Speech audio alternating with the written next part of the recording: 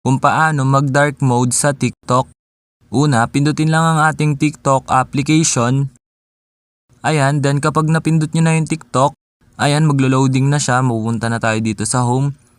Then ayan, kapag nandito na tayo, pansinin nyo lang sa baba yung nakasulat na profile, which is eto siya, sa baba sa corner. Ayan, then kapag naklik nyo na yung profile, mapupunta na tayo dito. Then pansinin nyo naman sa upper part, right side yung 3 lines, which is eto siya. I-click nyo lang yan.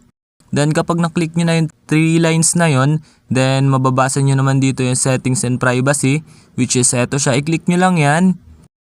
Then kapag naklik nyo na yon, mapupunta na tayo dito sa settings and privacy. Then scroll up nyo lang. Ayan, scroll up lang natin. Then hanapin nyo yung display. Ayan, nakita ko na dito yung display, which is eto siya. Kapag nakita nyo na dito yung display, i-click nyo lang yung display. Ayan, then kapag naklik nyo na, mapupunta na tayo dito. Then mapapansin nyo dito yung dark, which is eto siya. Then kapag pinindot natin yon is magda-dark mode na. Ayan, i-click lang natin ito para mag-dark mode ang ating TikTok application. Ayan, kung mapapansin nyo, nag-dark mode na ang ating TikTok. Ayan, black na siya. Kasi napindot na natin yung dark mode. Ayan, ipapakita ko sa inyo. Ayan, kung mapapansin nyo, naka-dark mode na ang ating TikTok. Ayan, kung mapapansin nyo naman dito sa settings and privacy na kanina ay white, ngayon ay black